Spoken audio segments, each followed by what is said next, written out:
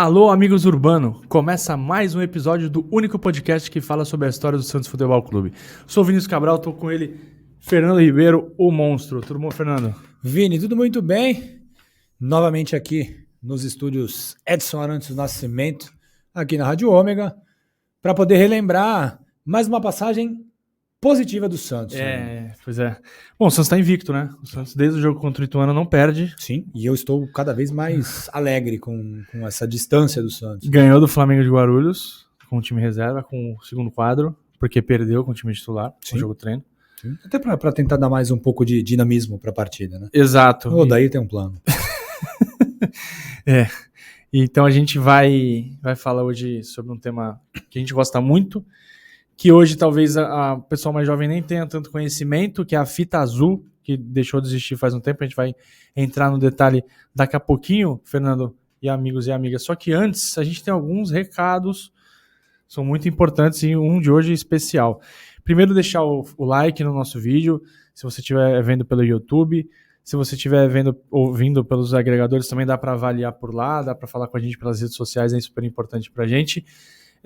Compartilhar com os amiguinhos. Mandar nos grupos de WhatsApp. Sei que vocês têm muitos grupos da família, grupos do Santos para ficar reclamando, grupo do trabalho. O Santos perde, tem 300 mensagens. O Santos ganha, tem 8. Quem não tem grupo do Santos aqui reclamando, tá louco? Manda para todo mundo que vocês conhecerem, que acho que esse boca a boca, entre aspas, é muito importante para a gente, Fernando. Sim. Agora, outro recado, finalmente a gente está com um plano de apoio, mas é um plano de apoio que a pessoa vai ter recompensa mesmo, né? Não é apoiar por apoiar, nada contra apoiar por apoiar, quem quiser inclusive pode fazer isso. Muito bem-vindo. Só que a gente, para quem apoia a gente lá no apoia.se/amigos do Urbano, vai ter uma série de recompensas. Fernando, quer que eu fale? Fica à vontade, Vini. Botou à vontade aqui, cara. E esse link vai estar embaixo aqui do vídeo para quem está vendo no nas YouTube. Redes sociais, no nosso site, vai estar tudo lá. Quem apoiar o programa, primeiro de tudo, vai ter direito a entrar no nosso grupo de WhatsApp.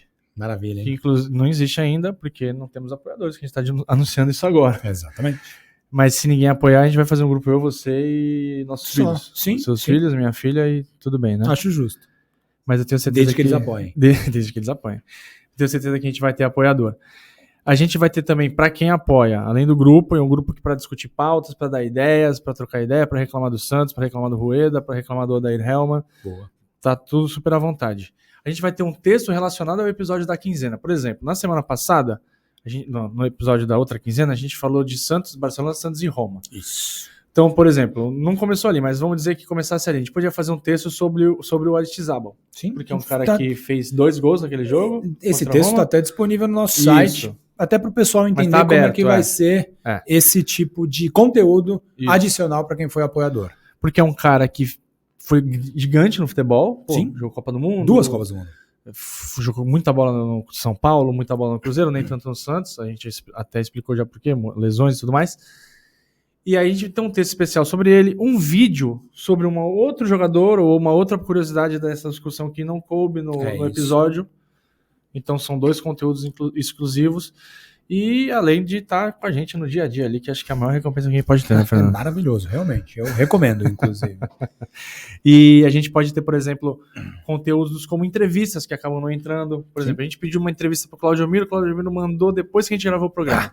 O que a gente faz com esse conteúdo? Tá lá. A gente editou bonitinho em áudio, tá lá. Sim. A gente pode disponibilizar para os apoiadores também. Exatamente. Vini. Então, quem gosta do nosso trabalho, a gente tem uma galera que gosta, interage bastante nas redes sociais. Daqui a pouco a gente fala o nome deles.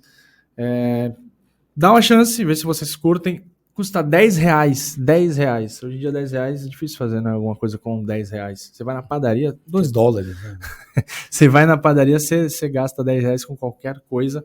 Então custa R$10 para ajudar a gente a manter os custos do programa. Esse estúdio bonitão aqui que a gente grava. Os materiais que a gente compra para fazer pesquisa. Enfim, as outras coisas também para ajudar a gente a manter o projeto, que é o que mais importa. Exatamente. Bom, Vini, recados dados. A gente vai ao tema do episódio de número 68, Vini. Olha quantos episódios nós já gravamos em conjunto. A gente vai falar da fita azul, que é uma tradicional honraria que era concedida aos clubes brasileiros nos anos 50, 60 e 70. Clubes brasileiros que viajavam ao exterior e voltavam invictos, ou seja, sem derrotas, né? Com pelo menos 6 jogos disputados em solo estrangeiro. No começo, Vini e amigos do Urbano, a simbólica premiação era concedida pela Confederação Brasileira de Desportos, a CBD, que depois virou, obviamente, a CBF. E depois que a CBD parou de ofertar essa premiação, o jornal paulistano Gazeta Esportiva assumiu a honra de gratificar os clubes brasileiros que faziam sucesso em terras além mar. Além do Santos, né, Vini? Também conquistaram a fita azul as seguintes equipes: a Portuguesa de Desportos de São Paulo, Corinthians, a Portuguesa daqui de Santos, a Associação Atlética Portuguesa, Caxias, o Bangu, São Paulo, Coritiba e o Santa Cruz. E é legal, Vini, a gente destacar que o Santos conquistou esta honraria, a fita azul, em 3 oportunidades: 1967, 1972, 1973, época em que ser santista era muito legal. Vini. Moleza, né? Enfim, hoje a gente vai falar exclusivamente sobre a conquista da fita azul de 1972, que foi a mais longa sequência invicta de um clube brasileiro no exterior. Foram 17 jogos invictos, sem derrotas, Vini, passando por países como Japão, Hong Kong, Coreia do Sul, Tailândia, Austrália, Indonésia, Estados Unidos e Canadá. Aliás, fica aqui já o registro, parabéns para quem fez a logística dos jogos do Santos. Sensacional. Porque eu acredito, talvez não esteja na ordem aqui, mas era assim, a gente vai chegar lá, mas jogavam no Japão, ia pra Coreia, voltava pro Japão, ou ia pros Estados Unidos, voltava pro Canadá, ia pros Estados Unidos de novo. Era algum programa de milhagem, alguém tava muito preocupado na com Panera, né? Certeza. Isso aí, com certeza. Bem. O Santos, ainda com Pelé no elenco, Fernando, fazia até uma campanha discreta no Paulistão de 72, né? Já não ganhava desde 69, né? Não ganhou 70, 71, nem 72. Foi o mais longo jejum da era Pelé. É isso. 3 anos sem título já era meio que crise e um jejum bem grande. O Santos acabou quebrando esse mini tabu no ano seguinte, 73. E como já era tradição, o time já tinha viajado no início do ano e também foi ao exterior no meio do Campeonato Paulista, que foi no dia 22 de maio, quando a delegação saiu de um jato da Paner, do aeroporto de Viracopos, em Campinas. Estive em Campinas esses dias, um abraço para Campinas, para toda a região de Campinas. Rumo ao Japão. O voo teve escalas no Rio, eles pernoitaram em Los Angeles, depois foram para o Panamá, para o Havaí. Cara, eu odeio o aeroporto, odeio o avião, então eu ia ficar meio indignado. Eu sou meio Bergkamp, de navio. Ia tomar alguns Dramins. Nossa, cara, é horrível, cara, imagina. Haja paciência, ainda mais sabendo que seriam 52 dias de excursão, cara. Para disputar 17 jogos é muita coisa, 52 dias fora. Dolorido. É muito ruim. Quem é que paga a luz? Né? Quem paga 52 casa, dias, o condomínio, você difícil, cara. vai para solteiro, destino, quem paga? Não, e para um destino, bem, né? Agora, saber que são 52 dias que você vai ficar rodando... Você ganha muito dinheiro, né? Sim. Pro jogador era muito rentável, mas devia realmente desgastar. E assim, você mora sozinho, chegou a conta, o que faz? Chegou o condomínio por baixo da porta. Não tinha débito automático também. Baixo da porta. Faz o quê? Chegou com 2 meses de conta atrasada. Quem era o técnico do Santos na época era o lendário Jair Rosa Pinto. Além dele e da comissão técnica, viajaram os seguintes jogadores. O goleiro Serras. É uma escalação primeiro, né? Os primeiros 11 são uma escalação. Serras, Orlando, Olelé, ou Amarelo.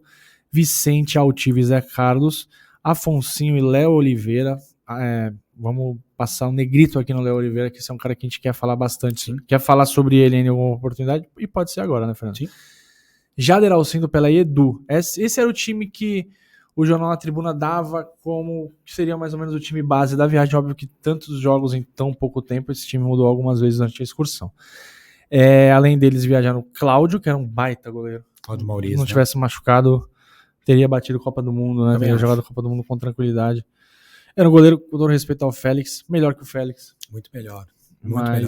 Enfim, o Félix foi lá e foi campeão, que acaba importando, né? Sim. Paulo, Turcão, Nenê Belarmino. Isso. E Adilson e Ferreira. Carlos Alberto e Clodoaldo, pode ser, mas o Santos tinha Carlos Alberto e Clodoaldo. Sim, eles ficaram, eles não viajaram porque foram convocados para a seleção brasileira O Pelé já tinha se despedido e o Edu não foi. O Edu foi para 70, 66, 70, 74, mas nesse troféu Independência o Edu acabou não indo para a seleção e foi lá driblar os estrangeiros. Isso, Vini. Bom, após todo esse trâmite, né, finalmente o Santos chegou ao Japão, o primeiro destino deste rolê em terras orientais. A delegação santista foi recebida com muita festa em Tóquio, que é a capital do Japão, e os jornais davam aquela partida como um acontecimento esportivo do ano. O Pelé, como sempre e obviamente, era o centro das atenções e era chamado de Deus do futebol pela imprensa local. Bom, a primeira vítima do Santos, obviamente, foi a seleção japonesa, que levou 3-0 com 2 gols de Pelé e 1 gol de Jader. Em um dos gols, o Pelé arrancou da intermediária, driblou a defesa inteira da seleção japonesa para marcar.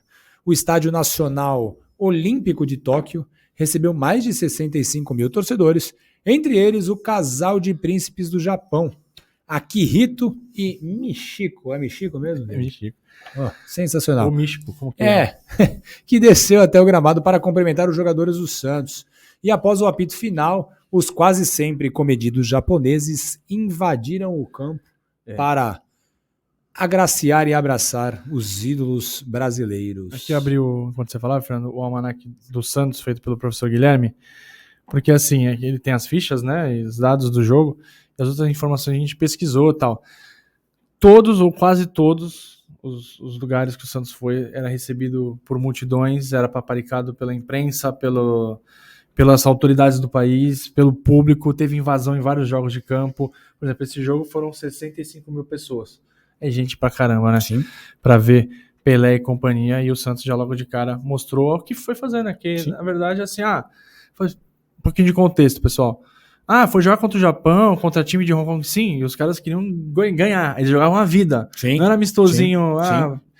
O Santos fazia os jogos, o Santos e os outros times brasileiros que iam excursionar, por vezes faziam os jogos ficarem fáceis. Exato. Mas os adversários jogavam a vera o tempo todo. Eu fico imaginando esse time atual do Santos tentando jogar contra essas equipes.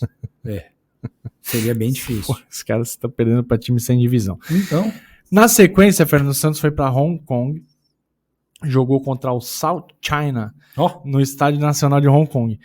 Ele foi válido pelo quadrangular de Hong Kong, e o Santos não tomou conhecimento do adversário, ganhou por 4-2 com 3 gols do Nenê e 1 do Jader, e esse foi um dos jogos que eu dei exemplo. O Santos abriu 4-0, tirou o pé e meio que descansou durante o próprio jogo, né? Bom, tem jogo daqui a 3 dias, vamos tirar um pouquinho o pé. Sim. E o adversário se aproveitou e fez 2 gols. Na sequência, o Santos jogou contra o Silfong, e dessa vez o Alcindo fez os 3 gols na vitória do Santos por 3-1. Esse time, a curiosidade é que ele era formado por bombeiros lá de Hong Kong, da cidade de... não temos a cidade, mas de Hong Kong. Hong Kong é um país bem pequenininho, então dá pra chamar de bombeiros de Hong Kong. Sim. O adversário até equilibrou a partida, falando dos bombeiros, mas o Santos tratou de apagar apagar um incêndio. Possibilidade. Exato. O intervalo estava 1-1. O Santos colocou... tá no roteiro. O Santos colocou água no ímpeto dos bombeiros. Parabéns para quem escreveu esse roteiro. E venceu com tranquilidade na segunda etapa. O Pelé não fez gol, mas não deixou de impressionar o público com toda a sua genialidade. Pelé, que já estava... Ele nasceu em 32 anos, já estava 31, né? Que ele faz em outubro. Sim. Em 70 ele tinha 29, já era dado como veterano. Exatamente. Era um outro tipo de futebol. Você pega as fotos, Fernando, o cara parecia um touro forte. Mas outro tipo de futebol, né? Já era considerado veterano, já estava no ocaso de sua carreira. Um crepúsculo, você diria? Sensacional. Enfim, Vini, o primeiro jogo, depois dessas 3 partidas do Santos no Japão e Hong Kong, o Santos foi para a Coreia do Sul e lá jogou contra a seleção da Coreia do Sul. Foi o primeiro jogo do Santos lá na Coreia, em Seul, e o Santos bateu a seleção local por 3-2, com gols de Alcindo, Pelé e de Léo Oliveira. A Coreia foi a campo, rapaz, o senhor colocou a escalação da Coreia, né? Bom, vamos lá. Com Lee no gol, Park Kim novamente, e Kim de novo na lateral esquerda. É tipo Silva, né? Kim é Silva lá. Cha Lee Park. Park novamente, Lee Muito novamente. parque, muito parque. E o Kim Ho fecha a equipe, eu acho que eu falei 11 jogadores. Um time de bastante qualidade, mas infelizmente todos tão parecidos que a gente não consegue distinguir um do outro. Os 40 mil torcedores superlotaram o estádio municipal. Mais um caso de superlotação. Exatamente. E assim, a partida até que foi equilibrada, né, Vini?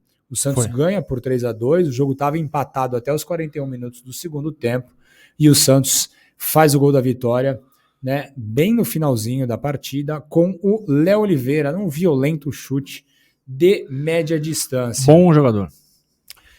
Exatamente. E Vini, como você falou que quem fez a logística do Santos lá em 1972 deve compor a diretoria atual, né? Porque realmente foi muito mal feito. O Santos, depois de sair de Hong Kong e até a Coreia do Sul, volta a Hong Kong para poder jogar contra o Newcastle. Então, pois é, já começa a ficar um pouco mais pegado.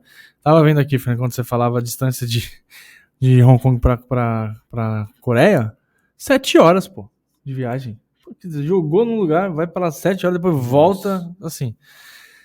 Já viu? E aí, bom, depois de 2 dias de Santos jogar na Coreia, o Santos volta, né, para Hong Kong para enfrentar o Newcastle e finalizar a sua participação no quadrangular de Hong Kong. Né? O Santos ganhou por 4-2 dos ingleses, com 3 gols de Pelé e um gol de Alcindo. Mais uma taça que foi trazida para a sala de troféus de Vila Belmiro. Mas a competição foi cancelada antes do final. Né, os outros jogos não ocorreram. Exatamente. Então, a gente tem que lembrar que o Newcastle ocupava a 11ª posição do campeonato inglês, né, durante essa temporada de 1972, e foi a partida mais difícil, o adversário mais qualificado que o Santos enfrentou durante essa excursão ao Oriente. E bateria sul-americana, né, no caso. 11º, vai para Sul-Americana. Quase Libertadores, dependendo dos campeões das competições. E assim, rolava um papo de o Santos não tá jogando tudo, vai pegar um time inglês agora e não vai se dar bem. Bom, o Pelé já meteu 3 para deixar esse burburinho. Tipo de sim. Isso. Voltou para Hong Kong. Desculpa, a última partida em Hong Kong foi a goleada por 4-0 sobre o Caroline Hill, novamente com 3 gols do Pelé e um de Alcindo. Então, quer dizer, cadê os jogos? Cara, em um intervalo de 3 dias, o Pelé meteu 6 gols. E abre aspas para o jornal South China Morning Post. Embora Pelé venha atraindo as atenções gerais nesta excursão, a equipe brasileira apresentou outros brilhantes jogadores. Edu, por exemplo, conduziu-se muito bem, revelando aquela agilidade que o levou a ser apontado como um dos melhores ponteiros canhotos do mundo. Por sua vez, o jovem Nenê foi um dínamo constante do time do Santos, mostrando ainda o extrema Jader ótimos predicados técnicos. O Jader acabou sendo um pouco criticado ao final da excursão, mas nessa passagem ele foi bastante elogiado. E aí, Fernando, de Hong Kong, o Santos foi para Tailândia, em Bangkok, para quem assiste boxe tailandês, sei lá, se beber não case, tá aí a referência. O Santos bateu a seleção de Bangkok, que é a capital da Tailândia, por 6-1, 2 gols do Pelé, 3 gols do Alcindo e mais um gol do Léo Oliveira, no estádio Charish Satira, que novamente recebeu a lotação máxima de 10 mil pessoas no estádio acanhado, mas que estava abarrotado de pessoas para ver o Santos jogar. Isso, Vini. Continuando, né, na Tailândia, o Santos enfrentou o Coventry City. Muito Paulo Antunes, né? Tá muito sensacional. Inglês nativo. Santos empatou com o Coventry City por 2-2 nesse mesmo estádio que o Vini citou, em Bangkok, a capital da Tailândia, né? Pelé mais uma vez fez gol, Edu fez o segundo gol santista e foram eles os autores dos tentos alvinegros nesse empate.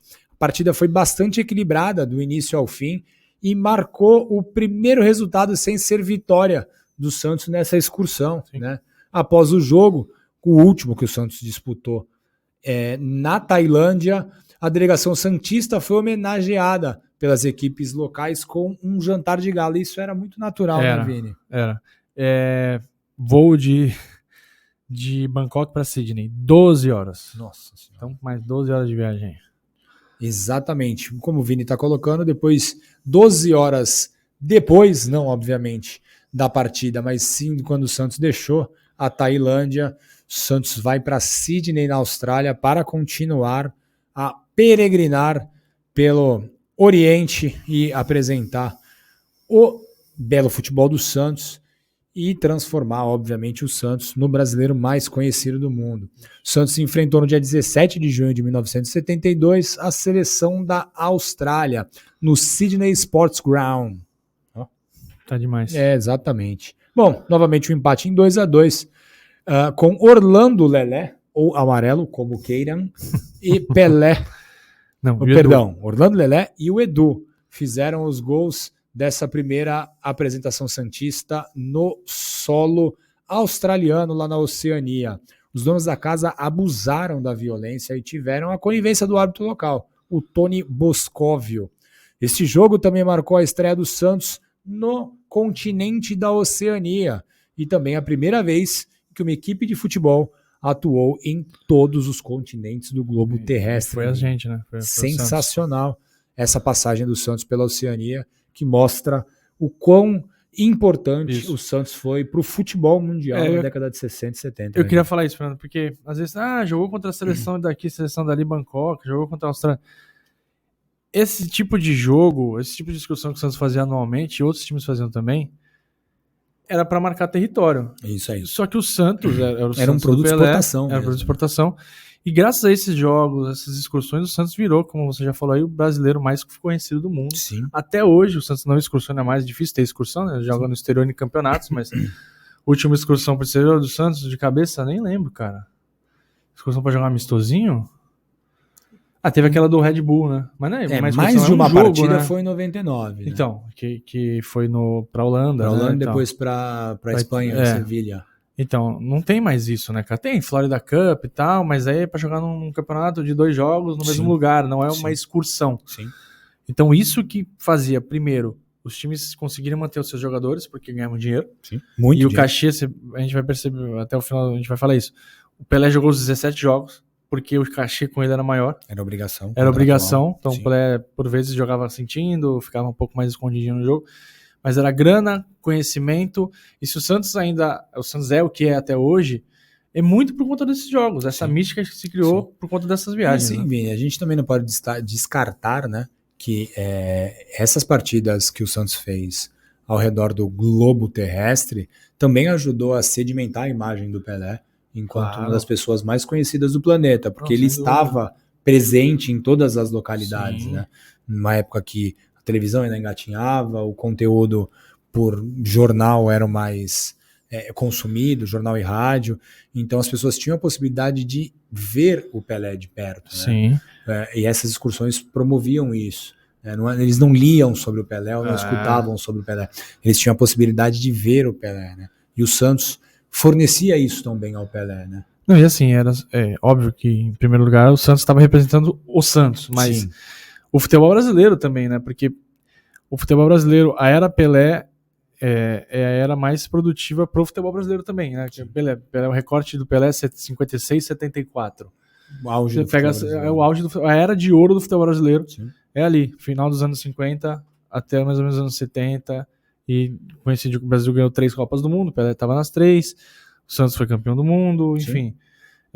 Não é por acaso, né? Essas coisas não aconteceram por acaso. Sim. Além da questão de identificação, tanto do Pelé em ser o brasileiro rodando o mundo e o Santos ser um clube brasileiro rodando o mundo, isso também ajudava muito. Porque se o Pelé excursionasse por um clube italiano, por um clube espanhol, talvez não teria o peso para o futebol brasileiro, como teve um clube brasileiro, com jogadores quase todos na sua integralidade brasileiros. Na excursão teve o Serras, que era argentino, mas boa parte dos jogadores eram jogadores brasileiros. Sim. E ajudavam a aumentar a fama do futebol brasileiro no mundo inteiro, né?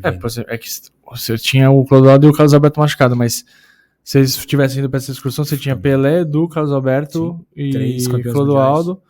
São 4 campeões mundiais. 4, isso. E 3 caras. Não, o Carlos Alberto não foi para 74, né? O Edu e o Clodoaldo, sim. Não, o Clodoaldo também não foi. O Edu, sim, mas são caras cotados para ir para a Copa. Estavam bem. Sim. O Pelé poderia ter ido também. Então o Santos era um time fortíssimo. Isso que eu queria dizer. Mas o Paulistão não foi tudo bem. O Paulistão era muito forte. O Santos não deixava de ser forte, tanto que no ano seguinte foi campeão. Né? Exatamente. Então, foi 70. Não, 2 anos depois, né? 72 aqui, o campeão... 73, desculpa. 74 o Pelé parou.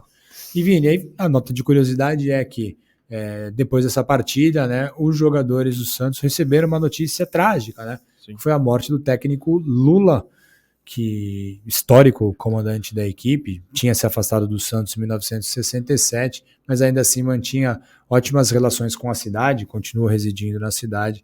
Lula faleceu em 1972 de maneira muito precoce. A gente contou a história completa de Lula, aqui o campeão esquecido. Temos pouquíssimos exemplares à disposição, chamem a gente nas redes sociais para você poder adquirir. Depois desses 2 ou 3 exemplares que temos, não teremos mais exemplares à venda até que surja uma nova editora. É isso. Se você conhece uma editora, nos avise também. Nos apoie, nos patrocine. Exatamente, ajude a literatura esportiva a permanecer ativa. Mas os jogadores receberam a informação da morte do Lula depois dessa partida na Austrália e muito triste. Imagina o delay, hein? Exatamente, né? Mas muito triste para os jogadores, porque muitos deles foram treinados pelo Lula, conheciam o Lula, né? O Lula era uma figura muito importante no meio esportivo da cidade, e foi depois dessa partida que eles receberam tal notícia, Vini. Exato. Na sequência, o Lula, bom, já falamos, o livro do Fernando aí traduz o que a importância do Lula para o Santos e para o futebol brasileiro, também, obviamente. Depois disso, Fernando Santos foi para a Indonésia, jogou para mais de 80 mil pessoas no Estádio Nacional de Jakarta. O Santos ganhou da seleção local por 3-2, com gols do Jader, do Edu e do Pelé. O presidente do país, Suharto, acompanhou a partida da tribuna de honra. E nos primeiros 10 jogos da excursão, a gente estava falando dos voos, Fernando, a delegação santista voou por 68 horas e se somar todos os trechos dá 59 mil quilômetros, cara, é muita coisa. Mas nem o Lucas Rios percorreu tantas milhas aéreas do que... Um abraço para o nosso parceiro Lucas. Assista esse programa e deixe seu comentário aí no YouTube, Lucas. Depois, Fernando Santos saiu lá da Ásia, né? Já tinha Oceania e Ásia. Pense no tabuleiro de War, né? Quem jogou War aí sabe.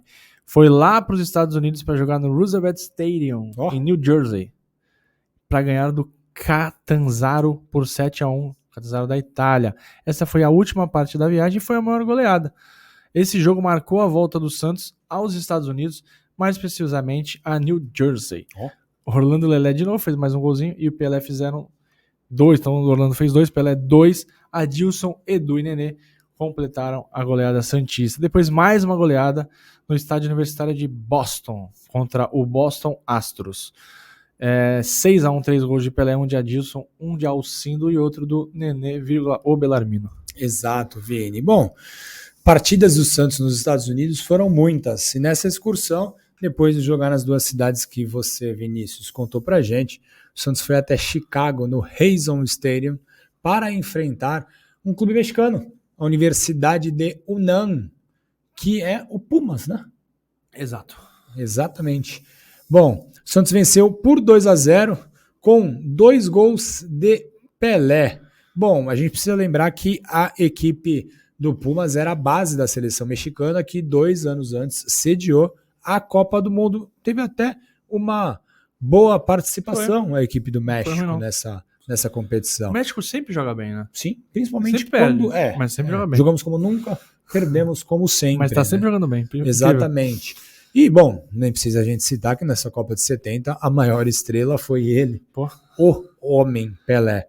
E, bom, essa partida, né, terminou 5 minutos antes do tempo regulamentar porque não tinha a bola reserva. Bom, o Léo Oliveira chutou a bola para a arquibancada que o Pelé pudesse sair de campo sem ser percebido, né? Enfim, a estratégia deu totalmente errado. Imagina a cena, velho. O público invadiu o gramado. O Léo Oliveira imaginou que se ele chutasse a bola, as pessoas olhariam para a bola. E o Pelé poderia sair. E o Pelé conseguiria sair à francesa, mesmo estando nos Estados Unidos. Não deu muito certo.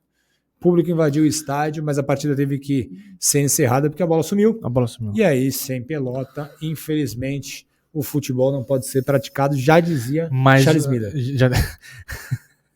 Não é? Ele falou. Ele falou com certeza.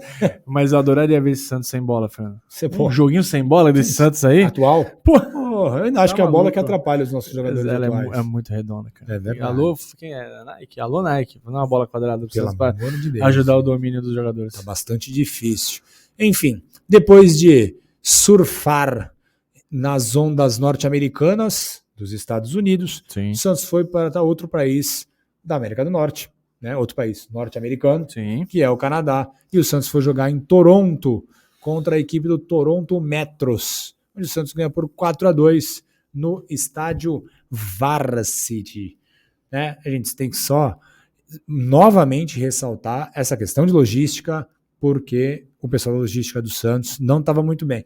Obviamente, Vini, que a gente sabe que muitas dessas excursões, as partidas eram ajustadas na hora, né? ao longo da competição. Mas essa meio que já estava no esquema. Ah, é? Ao contrário da maioria, que você arruma jogo aqui, vai para lá, essa já estava quase tudo amarradinho. Exatamente. Mesmo assim, Santos sendo sempre Santos, parecia um jogo dentro ou fora do alçapão, né? Parecia uma campanha de NBA, né? Joga em Chicago, vai para Toronto, depois vai para Vancouver, parecia NBA. Exatamente isso. Bom, o Santos ganha por 4-2, 2 gols do Nenê Bellarmino, um gol do Pelé e um gol do Zé Carlos. O Santos começou perdendo essa partida por 2-0, ficou bastante revoltado de estar perdendo para o time de Toronto. Pelo amor de Deus, né, amigo? Não dá. Não tinha nem Kawhi lá. Não poderia perder para um time de Toronto que não tenha Kawhi Leonard. Não tem mais o Kawhi.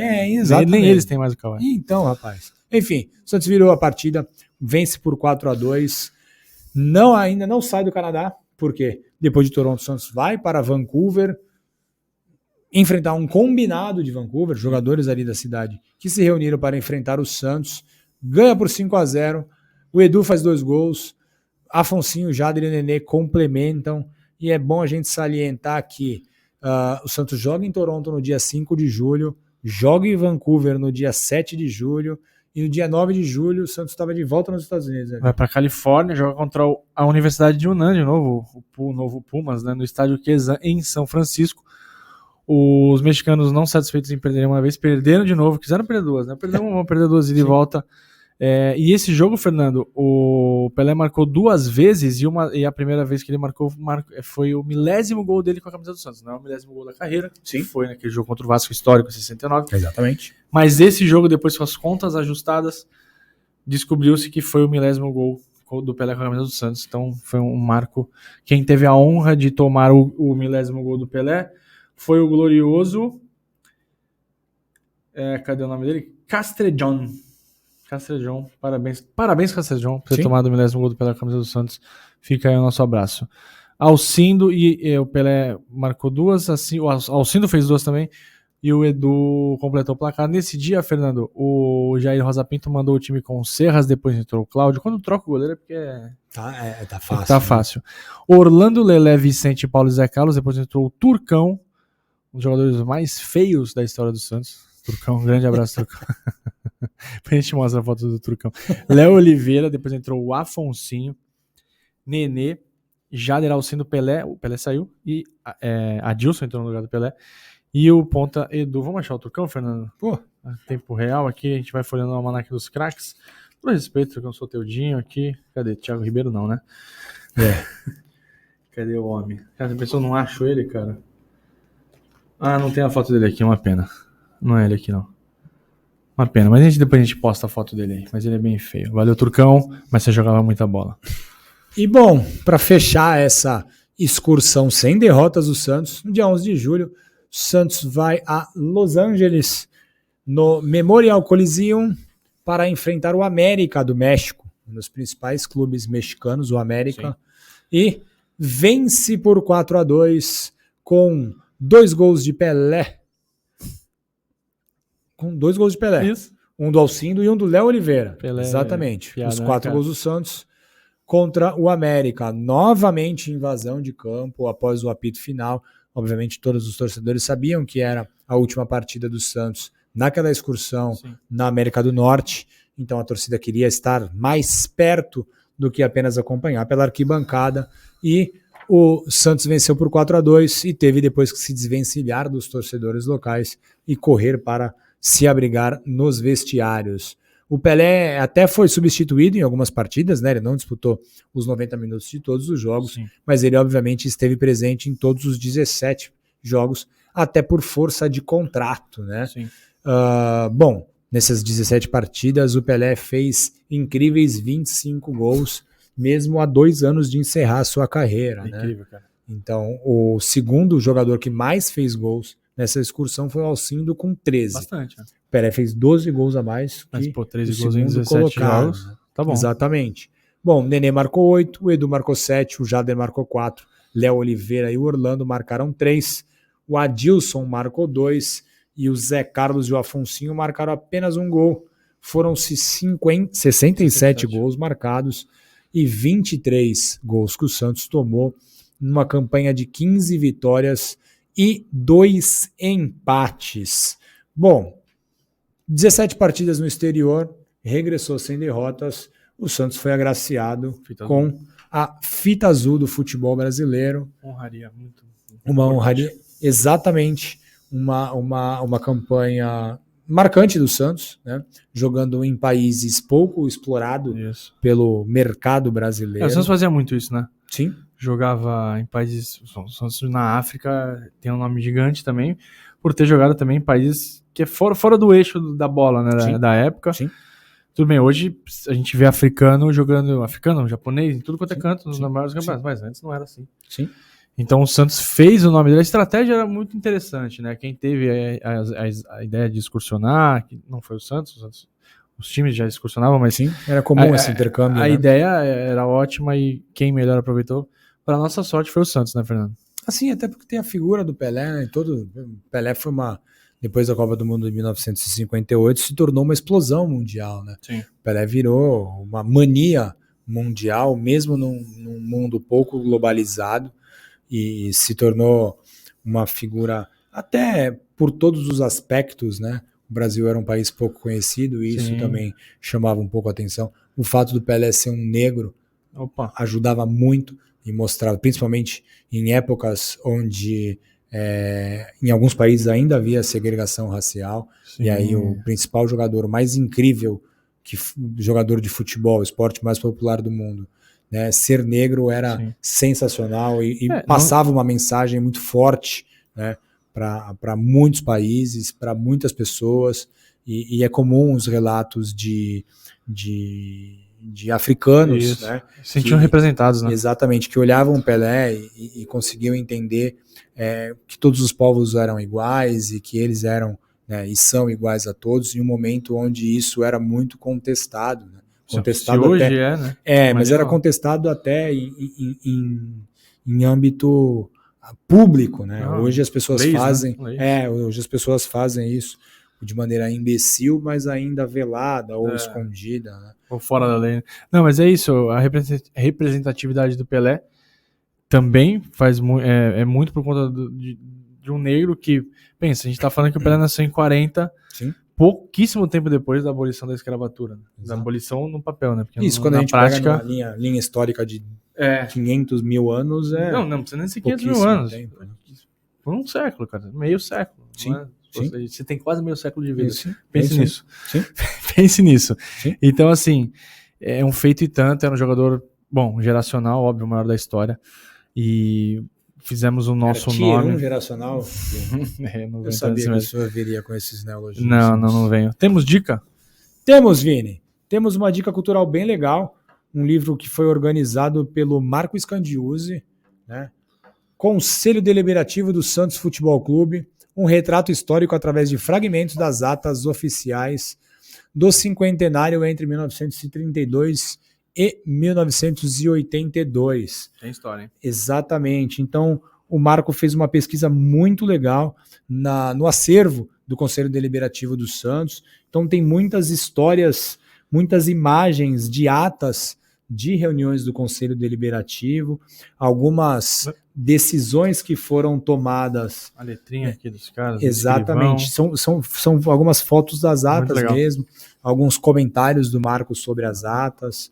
É bem muito interessante, bacana. Uma fonte de consulta bem legal para quem quer entender um pouco da história do Santos, né, dos bastidores da história do Santos, como algumas decisões foram tomadas no Santos, né, nesse período de 32 a 1982. Obviamente que o livro começa em 1932, que é a fundação do Conselho Deliberativo, né? Sim. O Santos é fundado em 1912, mas o Conselho Deliberativo surge apenas 20 anos depois, e é bem legal esse livro. Deliberava, então. Até exatamente. Ninguém falava nada. Ninguém dava conselho nenhum. Bom, era quem estava na presidência mandava sozinho e ponto final. É isso. E esse é uma dica bem legal.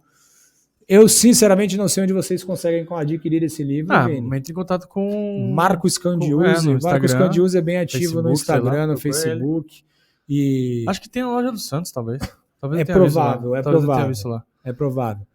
Mas é bem legal esse livro. Quem tiver a oportunidade e quiser conhecer um pouco mais das decisões do Conselho Deliberativo do Santos, um conselho que hoje em dia as pessoas acabam criticando bastante, que não conseguem às vezes entender a importância e a participação que ele tem, né, junto ao Poder Executivo do clube. Então é bem legal para conhecer a história desse primeiro cinquentenário, e eu acredito que o Marco já esteja organizando a segunda edição com praticamente o segundo cinquentenário. Aí vai ter coisa para contar aí. Exatamente. Gostaram dessa história? Quem gostou dessa história, se você ouviu, gostou, quer indicar para alguém, que tal apoiar o Amigos Urbano, Fernando? Chegou a hora. Fácil, cara. apoia.se/Amigos do Urbano, tá lá, como a gente falou, o plano. Custa só R$10, é fácil, você cadastra. O link vai estar aqui embaixo, para quem não conseguiu decorar. O link tá aqui, vai estar no YouTube, vai estar nas nossas redes, no Twitter e no Instagram do @Amigos Urbano, no www.amigosurbano.com.br, para ouvir a gente é super fácil, nos principais agregadores de áudio e também no YouTube. É isso, matamos mais um episódio. Mais um tema aqui, eu queria fazer muito esse tema, eu queria falar muito dessa fita azul, que eu acho super importante. Até para o torcedor santista conhecer, principalmente os mais novos, né, Vini? Sim. Saber que estamos passando um momento ruim, mas temos muita história de momentos bons, e até que essa fase não melhore, Vini, só vamos falar de momentos bons aqui no Amigos Urbano. É isso, e tem muito momento bom. Valeu, galera, valeu, Fernando, e até a próxima. Um abraço. Valeu, pessoal, tchau, tchau.